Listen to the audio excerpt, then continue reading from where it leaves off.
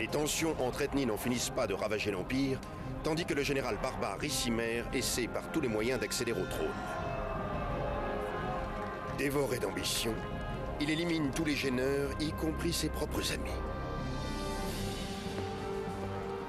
La mainmise de Rome sur ce qui fut l'Empire occidental est balayée par les assauts de chefs militaires ou de rois barbares. Un chef romain s'extrait de ce chaos, déterminé à restituer à l'Empire un peu de sa gloire passée. Il en est empêché par un féroce guerrier barbare, et leurs épées qui s'entrechoquent annoncent la fin de l'Empire romain.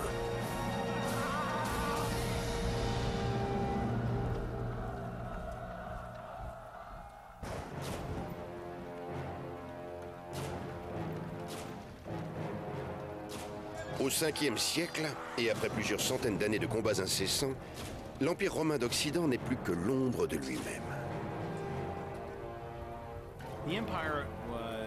L'Empire était vraiment en crise. Au-delà des frontières, la pression des barbares s'accentuait. Et à l'intérieur, il y avait un énorme déficit budgétaire. Que ce soit pour entretenir ses forces militaires ou ses infrastructures, l'Empire ne générait pas assez de revenus. Sans une armée bien équipée, Rome ne peut pas lutter contre l'une des hordes barbares les plus puissantes, les Huns, emmenés par leur chef, le féroce Attila. L'historien de l'époque, Callinicus, relate cette sauvagerie.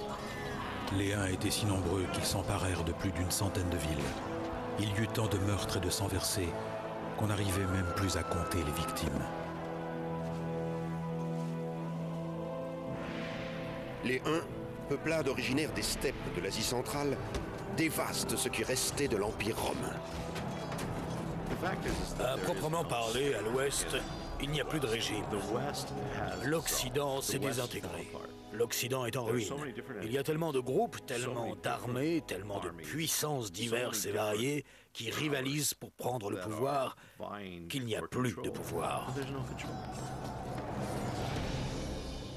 Tandis qu'en Orient, Constantinople arrive à survivre aux invasions des Huns, l'Empire de l'Ouest, plus faible, subit tout le poids de cette expansion et finit par céder à Attila la province de Pannonie.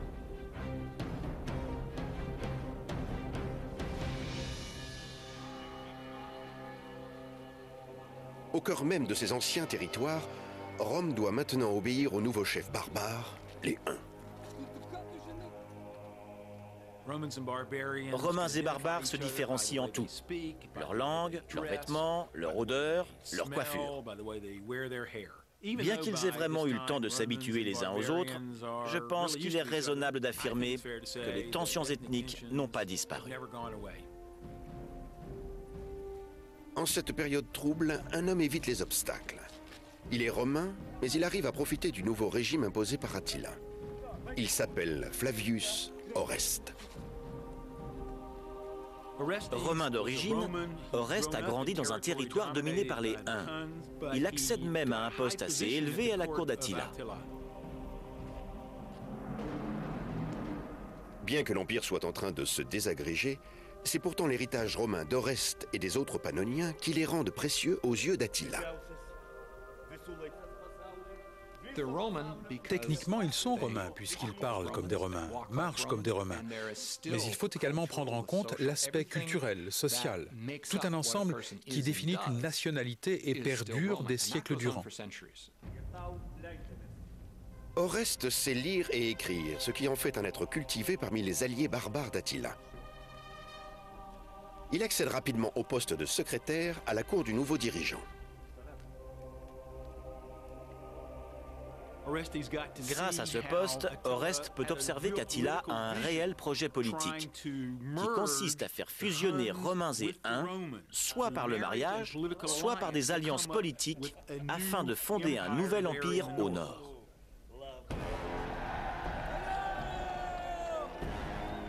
En contact quotidien avec Attila le Hun, Oreste est aux premières loges pour constater la brutalité de la justice barbare. Sa sensibilité romaine est souvent blessée.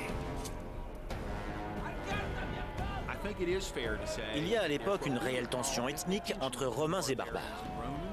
On a d'ailleurs parfois le même problème de nos jours. Des gens de cultures très différentes doivent se côtoyer au quotidien.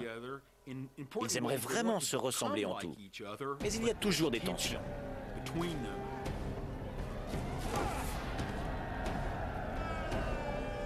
Bien qu'Oreste soit répugné par les sacrifices sanglants des barbares sur leurs ennemis, il aimerait accéder à de plus hautes fonctions.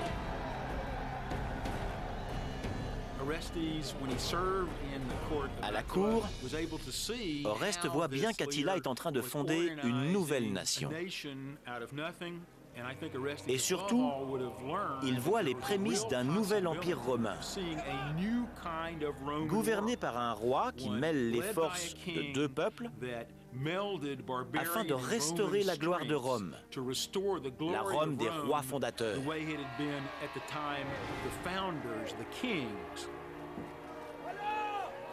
Si Oreste est sous la domination des barbares, il n'en reste pas moins un Romain, persuadé que lui et ses pairs sont des êtres supérieurs. Il espère toujours un retour au grand empire romain originel. En l'an 453 après Jésus-Christ, le règne d'Attila se termine brutalement, ce qui entraîne la chute de la puissante tribu des Huns et de leurs alliés barbares. En effet, lors de sa nuit de noces, sa fiancée le trouve mort des suites d'une hémorragie. Terrifiée à l'idée d'être accusée du meurtre, elle passe la nuit entière auprès de la dépouille. Jordanès, un historien du VIe siècle, raconte: Il n'est pas mort par blessure ou par le glaive, pas non plus par trahison, non. Il est mort heureux et sans souffrir. Mais la disparition des Huns ne suffit pas à sauver Rome. Le vide politique qui en résulte ouvre la brèche à d'autres tribus barbares, qui vont elles aussi envahir l'empire déclinant. Dans les années qui suivent, les villes romaines continuent à se délabrer. Le peuple a faim. Il y a des mendiants partout. Oreste lui-même n'est qu'un errant, et plus du tout un homme d'influence. Il poursuit sa destinée dans un pays qui est à l'agonie. Toute l'infrastructure s'est complètement désagrégée et parfois très vite. Enfin, cela varie d'une région à l'autre. Ici, c'est un aqueduc qui se délabre, là, c'est la qualité des poteries qui va être moins bonne. C'est une période d'agitation, les villes se transforment, c'est un changement général. L'époque est à la désespérance et les enfants ont faim. On ne connaît pas le détail des déplacements d'Oreste, mais le Romain de cœur qu'il est ne peut croire que tout est perdu pour l'Empire, que l'humanité et la civilisation qui le caractérise ne peuvent pas être restaurées. Il a bien l'intention de revenir un jour à Rome. En réalité, l'Empire romain s'est écroulé physiquement bien avant que cela n'atteigne le moral des gens. La plupart d'entre eux ne peuvent même pas croire que Rome puisse tomber. Rome existe puisqu'il y a un empereur. Rome existe puisque les murs qui l'entourent sont debout. Rome existe puisque l'on croit encore qu'elle existe, et avec elle, l'Empire. Au milieu du 5e siècle, et après des années d'attaques barbares, l'Empire se résout à signer un traité avec les Burgondes, une puissante tribu barbare. En échange d'un soutien militaire, Rome doit abandonner des terres de grande valeur. Originaires de Scandinavie, les Burgondes, comme beaucoup de tribus barbares germaniques, s'installent dans le sud de la Gaule. Ce sont ces territoires à la frontière de l'Italie qui seront abandonnés en premier. Petit à petit, on cède des terres, ici et là. On peut faire une comparaison avec le corps humain. Au cours d'une maladie, il est programmé pour que le cerveau et le cœur soient protégés à tout prix. Alors on va d'abord sacrifier un orteil, puis un doigt, un pied, une main. On procède de la même manière pour l'Empire. En retour, les Burgondes doivent fournir l'Empire en soldats mercenaires. Mais d'une manière générale, ce traité ne fait qu'aggraver la détresse de Rome. La terre est une source de revenus, peut-être même la principale. Plus on cède de terre, moins on a de revenus. Et moins on a de revenus, plus on cède de terre pour s'assurer le soutien militaire des barbares avec une armée bien équipée. C'est donc un véritable cercle vicieux qui s'installe et qui va aboutir à une crise financière. À la tête des Burgondes, il y a Gondebaud, un puissant chef de tribu. Alors que l'Empire s'affaiblit et que le sort des nombreux mercenaires de sa propre tribu s'aggrave, son pouvoir se renforce à Rome.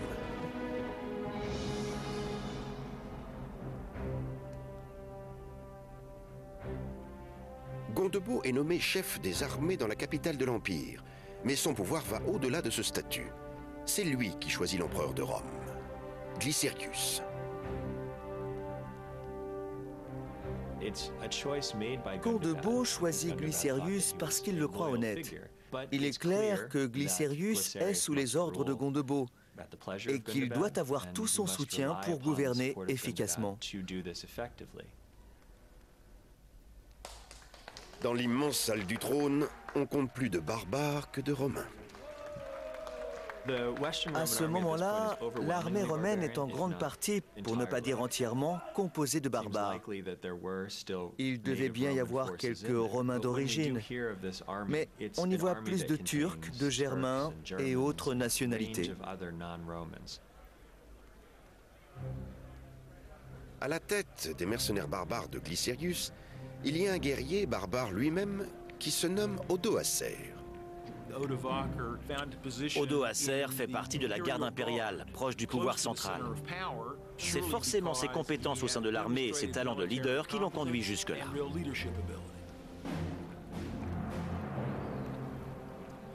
Telle est la situation à Rome quand Oreste revient de ses années de voyage.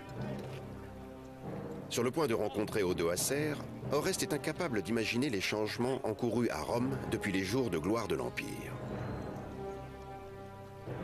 Dans les années 470 après Jésus-Christ, il est clair que l'Empire a perdu sa toute-puissance. Mais en général, on ne pense pas que c'est à tout jamais. On espère que c'est un instant de faiblesse momentanée. D'ailleurs, si le cours des choses avait été différent, il aurait peut-être pu renaître de ses cendres. Avec son expérience de diplomate, Oreste obtient un poste élevé dans l'armée impériale. Toutefois, il est très étonné de voir Odoacer, qui n'est qu'un barbare, élevé au même rang que lui. À l'évidence, ils sont tous deux très ambitieux et tous deux se sont sortis de situations très difficiles. Oreste a siégé à la cour du sanguinaire Attila. Parti de rien, Odoacer, lui, est devenu commandant à la seule force du poignet. Au vu de leurs ambitions et de leurs compétences respectives, rien d'étonnant à mon avis qu'ils soient en compétition. Chacun a une vision de l'Empire qui lui est propre. L'un est romain, l'autre barbare.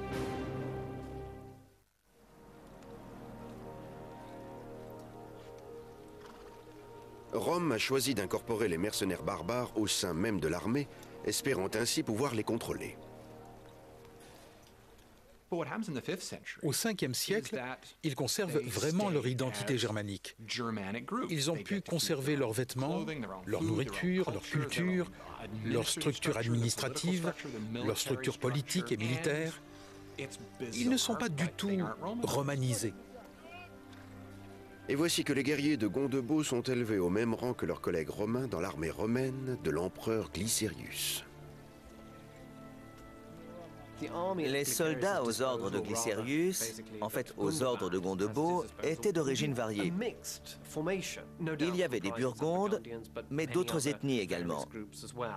Voilà de quoi était composée l'armée en Italie. Il y a réellement des tensions dans l'armée entre barbares et romains. Puisqu'il s'agit de l'armée romaine, les Romains pensent que les postes de commandement doivent leur revenir. Et pour eux, les barbares n'entrent pas dans cette compétition, justement, parce qu'ils ne sont que des barbares. L'heure n'est plus du tout à l'unité dans l'armée romaine.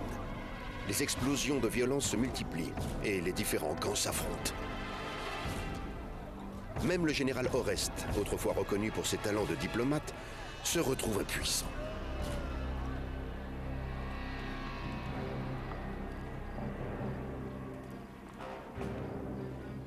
Rome subit de très grandes pertes en combattant certaines tribus comme les Visigoths en Gaule, et les soldats commencent à douter de l'allégeance de leurs alliés barbares. Chacun défend son propre intérêt et tout est décousu. On a affaire à des groupes de gens qui n'ont pas les mêmes desseins, y compris parmi les Romains.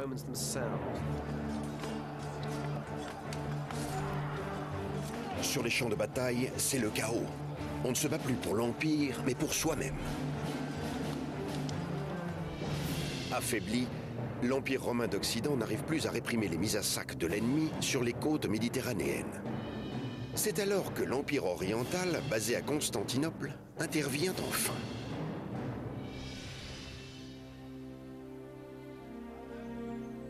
À l'intérieur du palais, Léon Ier, empereur vieillissant de l'Empire d'Orient, profite de sa tranquillité protégé par les solides remparts de sa capitale. Ce qu'il faut voir, c'est qu'au milieu du 5e siècle, il n'y a pas un, mais deux empires romains, l'oriental et l'occidental, et que l'un est prospère et l'autre pas. Pour Léon, c'est Glycérius qui est responsable des défaites de Rome. Pour renforcer son pouvoir, Léon décide de nommer un nouvel empereur à l'ouest, Julius Népos. Pourquoi ce choix? Eh bien, d'une part, Népos occupe une bonne position à la cour, et son mariage l'a lié à la famille de Léon. D'autre part, il est capable de mener à terme l'invasion de l'Italie.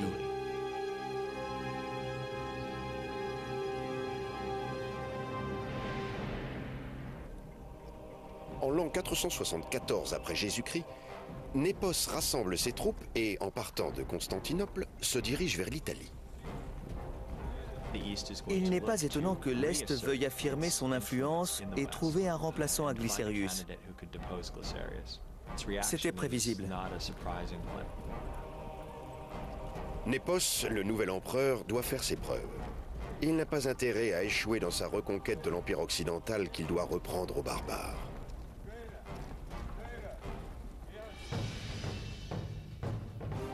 Tandis que l'armée de Népos quitte Constantinople à bord de vaisseaux, à l'ouest, Glycérius prépare ses troupes à défendre Rome.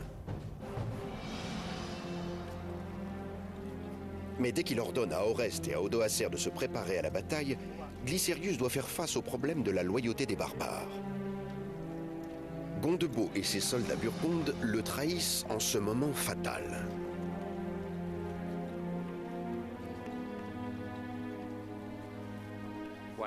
Gondebaud abandonne sa position et retourne chez lui, où il devient roi des Burgondes.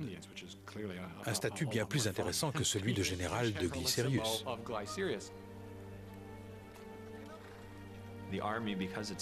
Cette armée, qui n'est pas romaine dans la mesure où ses soldats ne sont pas romains d'origine, n'a pas les mêmes désidérata qu'une armée de citoyens. Les troupes d'Odoacer et d'Oreste, privées de leur allié burgonde, ne parviennent pas à aider Glycérius à repousser les assauts de Népos.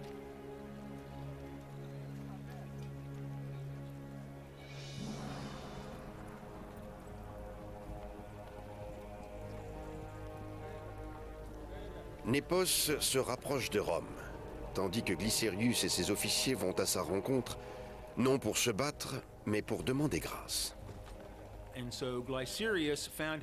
Glycérius ne peut compter sur le soutien d'aucune troupe, qu'elle soit barbare ou romaine. Par conséquent, quand Népos arrive pour conquérir son territoire, Glycérius prend la seule décision plausible, celle de se rendre sans même livrer bataille.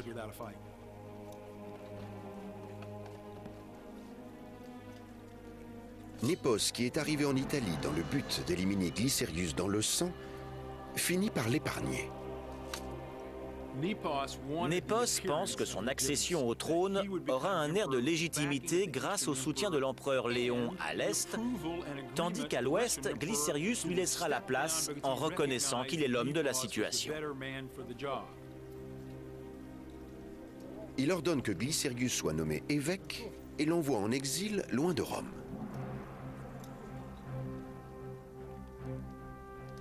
Le couronnement de Népos a lieu en juin 474, sous les louanges d'Oreste et d'Odoacer. Aussi ambitieux l'un que l'autre, ils jurent immédiatement fidélité à ce nouveau chef. Oreste est natif de Rome, et en tant que tel, il pense que Rome existe toujours et doit être préservée. Mais pour Odoacer, apparemment, Rome n'existe plus. Donc voilà ces deux hommes de valeur qui sont présents ensemble au moment où le sort de Rome va se jouer.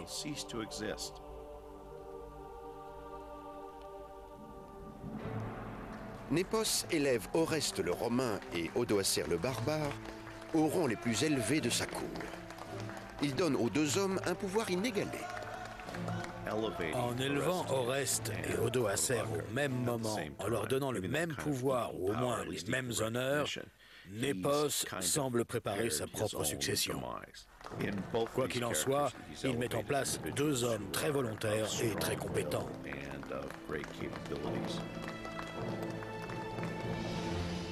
Mais les émois politiques à la cour de Rome sont éclipsés par d'incessantes tentatives d'invasion des Visigoths dans le dernier territoire de l'Empire occidental romain, la Gaule. Du temps de la splendeur de l'Empire, la région que l'on appelle aujourd'hui Provence formait une communauté très prospère. Mais dans les années 470, ses habitants subissent les attaques répétées des Visigoths et de leur roi Euric.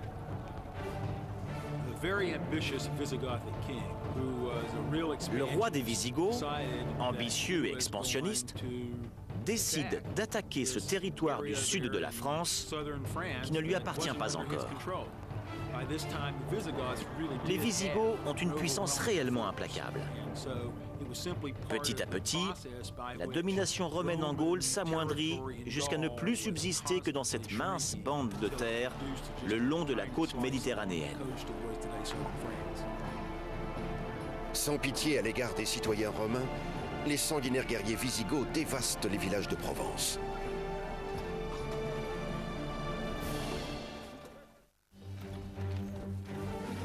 Les soldats de l'Empire ne sont pas suffisamment entraînés ni armés et font long feu face aux Visigoths. Les Goths semblent mieux organisés. Leur royaume a l'air solide. Ils sont capables de mobiliser plus de troupes et celles-ci se révèlent efficaces lors des combats. Ces combats sont très violents. Ce sont de monstrueux carnages. Il faut absolument faire quelque chose.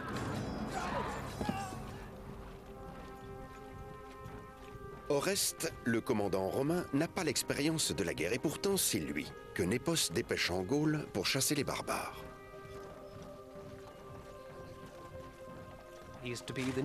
Oreste est censé devenir le nouveau commandant en chef de la Gaule.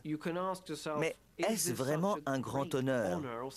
Est-ce que c'est une promotion de contrôler cette toute petite région gauloise? Certes, ça en a l'air, mais n'est-ce pas plutôt une manière de le mettre sur la touche?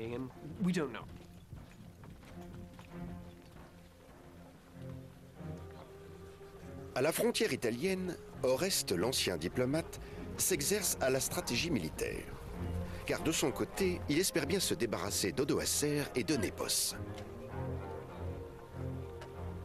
Il propose à ses soldats, barbares en majorité, de s'allier avec lui et contre leur nouvel empereur, Népos. En retour, il leur donnera un territoire substantiel en Italie. Nous savons que Oreste a trahi Népos. Il n'a pas obéi aux ordres de l'empereur et a tenté de s'emparer du pouvoir. Mais pourquoi trahit-il Népos? À mon avis, Oreste a pour ambition de restaurer l'Empire romain.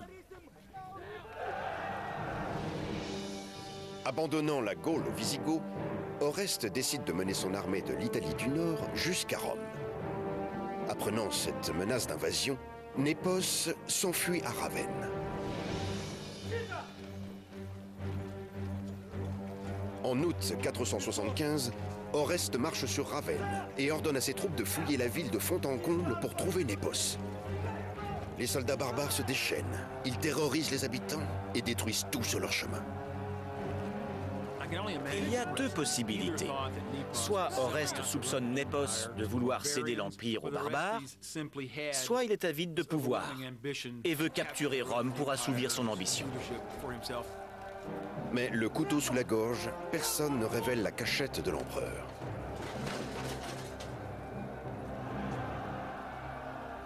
D'après Jordanès, l'historien du VIe siècle, Népos est obligé de s'échapper de la ville en secret. Népos se réfugie en Dalmatie, où privé de tout pouvoir, il traîne son désespoir de citoyen moyen dans la ville même où il avait envoyé Glycérius en exil. Tout à coup, Népos disparaît en exil. Un exil qui durera jusqu'en l'an 480, bien qu'il persiste à garder le titre d'empereur. Certains historiens l'ont en sympathie car il est le dernier empereur romain. Mais en réalité, il n'a plus ce statut depuis bien longtemps. Avec la fuite de Népos et l'armée à ses ordres, Oreste pense qu'il peut faire restaurer le calme dans un empire au bord de l'anarchie.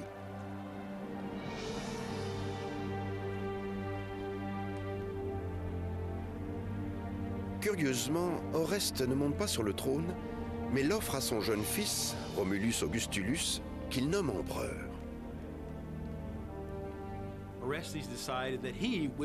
Élevé parmi les barbares et ayant servi à la cour des Huns, Oreste craint que l'élite italienne ne veuille pas de lui comme empereur,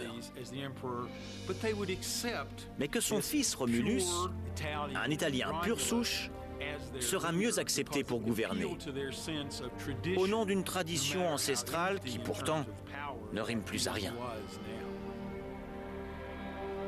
Le jeune garçon demeure dans la cité bien protégée de Ravenne. Il est confié à son oncle Paulus. Romulus n'est encore qu'un jeune adolescent, d'où ce nom de Augustulus, qui veut dire Petit Auguste. Romulus n'est qu'un pantin dans les mains de son père, et c'est bien Oreste qui dirige l'Empire. Il finit par éradiquer son rival Odoacer et par devenir l'homme le plus puissant de Rome.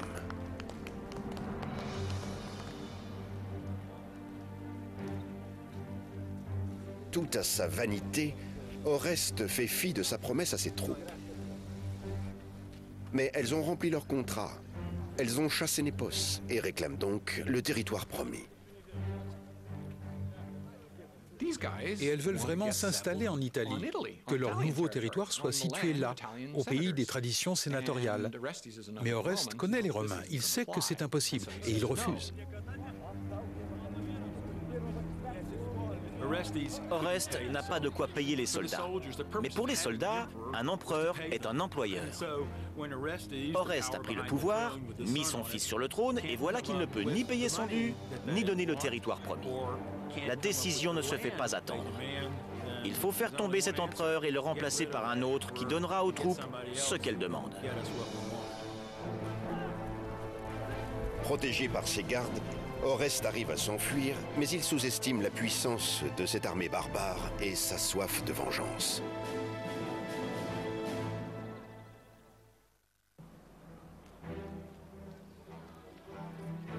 En effet, lorsque les soldats barbares ne reçoivent pas les terres en Italie qu'on leur avait promises, ils se tournent vers l'ennemi d'Oreste, Odoacer. Les soldats ont agi de manière très rationnelle. Ils sont allés voir la personne qui pourrait satisfaire leurs demandes. Dans ce cas, Odoacer. C'était un barbare comme eux, et ils se disaient qu'il aurait moins de scrupules à les satisfaire en leur donnant des terres, de l'argent ou quoi que ce soit d'autre. Les soldats font une offre à Odoacer qu'il ne peut pas refuser. Ils vont le trouver et lui disent « Si tu peux nous obtenir ces terres, on te mettra sur le trône. Qu'est-ce que tu en penses ?» Bien sûr, il est d'accord. Donc ils se mettent en route et le voilà à la tête d'une soi-disant armée romaine, composée presque exclusivement d'hommes issus de peuplades germaniques. Ensemble, ils décident de renverser les Romains à travers tout l'Empire. Odoacer va enfin avoir l'occasion de se venger d'Oreste, qui a eu l'audace d'usurper le pouvoir.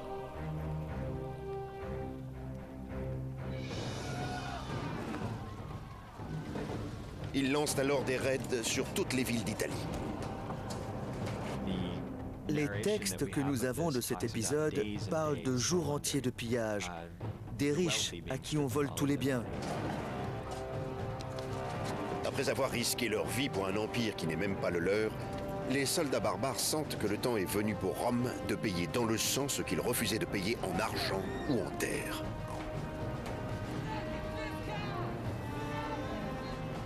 Faire semblant d'être un soldat, faire semblant de vivre de ses maigres revenus, et puis un jour de paix saute. Bon, pour un jour, on peut essayer de se débrouiller. Mais 2, 3, 4 jours de paix qui manquent et vous mourrez de faim. Est-ce qu'on peut continuer de servir une armée qui vous affame? N'étant plus sous les ordres de personne, Odoacer profite de l'opportunité de dominer l'Italie et de vaincre Oreste.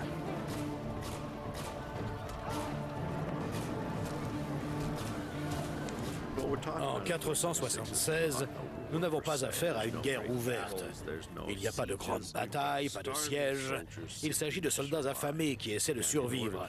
Et pour ça, ils sont prêts à tout. Parce qu'ils sont entraînés à se battre, ils élimineront tous ceux qui se mettront en travers de leur route. C'est le temps des émeutes, des saccages, des pillages et des viols.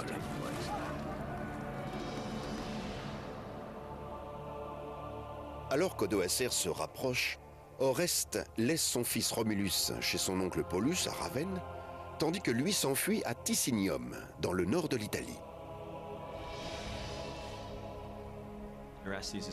Oreste doit échapper à Odoacer et ses troupes. Il trouve refuge à Ticinium, qui s'appelle aujourd'hui Pavie. Un texte raconte que l'évêque de Pavie lui offre l'asile. Mais même la maison de Dieu ne peut pas le protéger des hordes barbares. Oreste est obligé de fuir tandis qu'Odoacer et ses hommes mettent l'église à sac dans l'espoir de l'en déloger.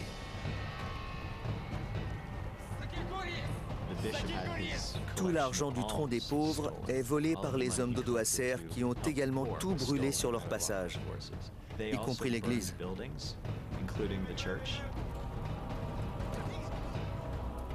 L'église part en fumée, en même temps que le rêve d'Oreste de voir un jour renaître l'Empire. La perpétuation de Rome n'intéresse pas Odoacer. En fait, il a compris très tôt que Rome n'existe plus. Mais quel rôle lui-même peut-il jouer? Quel degré de pouvoir peut-il obtenir?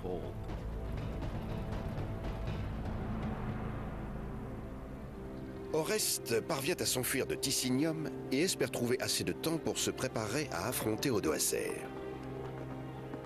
Il y a peu, ils étaient encore des figures importantes à la cour de l'empereur, et désormais, ils luttent pour leur survie.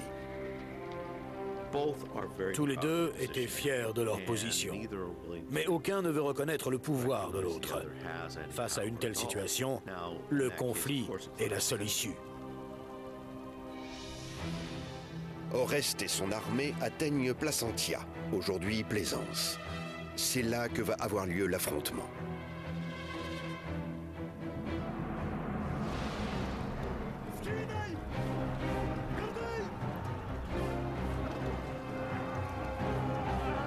L'inexpérience d'Oreste sur le champ de bataille réduit ses chances contre les hordes sauvages qui constituent les troupes d'Odoacer. Le combat était brutal, chaotique, violent et sale. Ce qui explique qu'au moment venu, le moral, encore plus que l'entraînement, était crucial pour remporter la victoire finale. Il y avait des cadavres entassés partout, des blessés qui hurlaient à la mort, d'autres qui se vidaient de peur.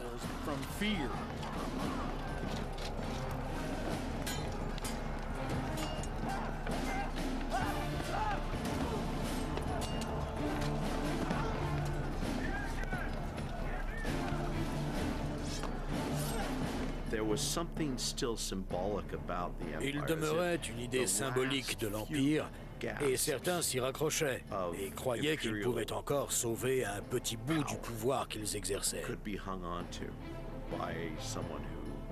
Ils croyaient que l'Empire était toujours debout, ou du moins qu'on pouvait encore le sauver.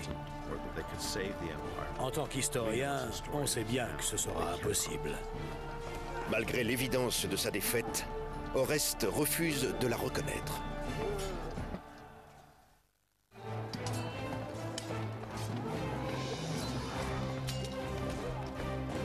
Odoacer et Oreste comptent parmi les individus les plus puissants de l'Occident. L'avenir de Rome dépend d'eux, et ils doivent tomber d'accord. Ils doivent trouver un compromis. S'ils n'y parviennent pas, le sang coulera. Et c'est ce qui s'est passé. C'est une lutte à mort. À l'image de l'Empire, le général romain succombe à la force brutale déployée par les barbares.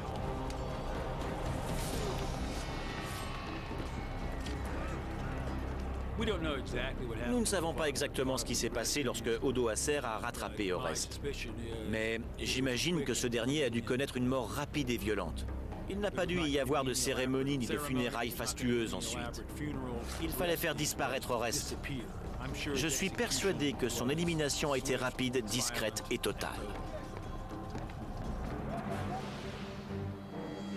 Après leur victoire, Odoacer et ses troupes se dirigent vers Ravenne pour terminer ce qu'ils ont commencé et se débarrasser du fils d'Oreste, le dernier empereur romain d'Occident.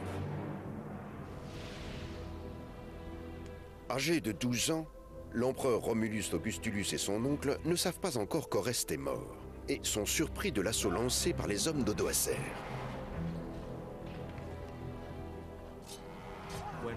Lorsqu'Odoacer arrive à Ravenne, Romulus n'est pas vraiment en mesure de se défendre. Mais Paulus, qui est chargé de le protéger, fait de son mieux pour tenter de sauver son neveu.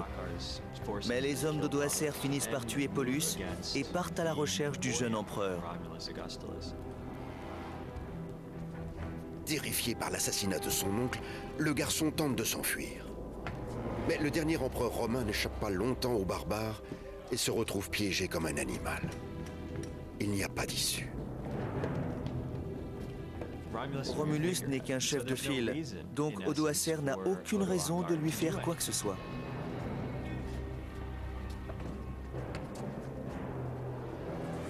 Le chef barbare sans pitié fait un choix étonnant en épargnant la vie du jeune garçon qu'il envoie ensuite en exil. Par cet acte, Odoacer exerce sa clémence et montre aux Romains qu'il peut se comporter en souverain digne de ce nom. Durant l'été de l'an 476, Odoacer devient le premier dirigeant barbare de l'Italie. Odoacer est roi. Il n'est pas roi d'Italie ni de l'Empire romain. Il n'est que le roi de ces hommes, le chef de cette petite bande hétéroclite qui constitue l'armée romaine à ce moment-là. Odoacer est donc roi et non empereur, puisque officiellement, environ 500 ans après sa naissance, en 27 avant Jésus-Christ, l'Empire n'existe plus.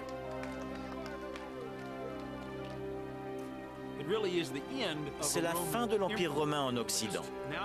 À partir de là, il n'y aura plus qu'un roi. Un empereur romain est toujours en place en Orient, mais l'Orient ne contrôle pas l'Occident. D'un point de vue politique, les changements sont radicaux. Les nouvelles de la chute de Rome parviennent vite aux oreilles de Zénon, le nouvel empereur en Orient. Les messagers apportent la nouvelle que l'Empire d'Orient redoute depuis des années. Ils portent un mot du jeune empereur défait. Avant de renverser Romulus, Odoacer lui ordonne d'envoyer au nom du Sénat et de l'empereur un messager à Constantinople avec un arrêté impérial affirmant que l'Occident n'a pas besoin d'un nouvel empereur. À partir du moment où un roi barbare dirige l'Italie, les derniers symboles de la puissance romaine disparaissent.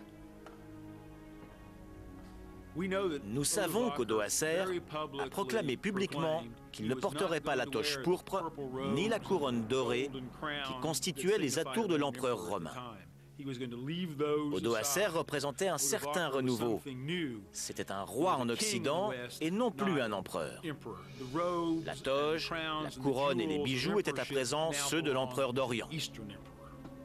Entre ses mains, il ne signifie plus le pouvoir et le prestige, mais la défaite et la décadence. En Italie, on octroie enfin aux familles des soldats barbares la terre pour laquelle ils se sont battus. Désormais, l'Occident leur appartient tout entier. Il est clair qu'Odoacer a tenu ses promesses envers ses soldats. Il leur a donné ce qu'ils désiraient. Donc, pour eux, c'était un homme digne de confiance. Pour l'Empire, la nouvelle invasion de femmes, d'enfants et l'installation de fermes ont eu un impact plus grand que les machines de guerre. Au départ, Rome a gagné en puissance parce qu'elle acceptait les étrangers. En gros, elle encourageait l'immigration. Mais vers la fin, lorsque les barbares sont arrivés en masse et ont voulu une partie de l'Empire, pour des raisons assez complexes, les Romains ne les ont pas intégrés comme les populations précédentes. C'est cet échec à faire de l'immigration une source de puissance qui a été l'une des raisons de la chute de l'Empire romain.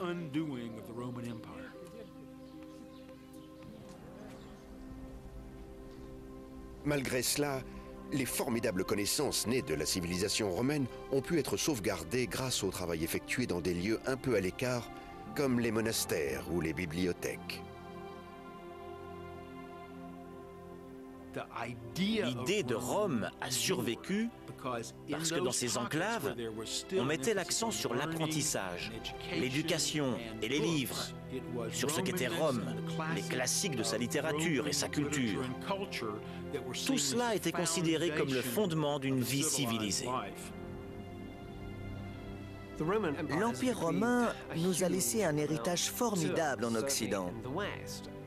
Il y a tant de choses dans nos institutions et jusque dans le lexique qui en découle.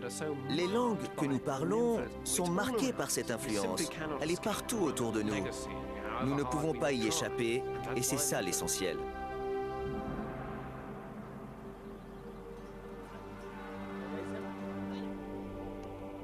De la démocratie à l'Empire et à la chute de celui-ci, Rome a façonné le monde occidental tel que nous le connaissons.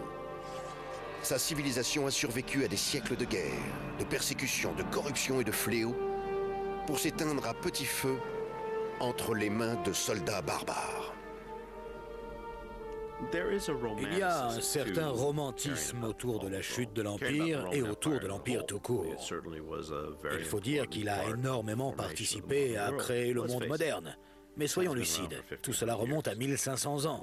Pourquoi s'y intéresse-t-on encore?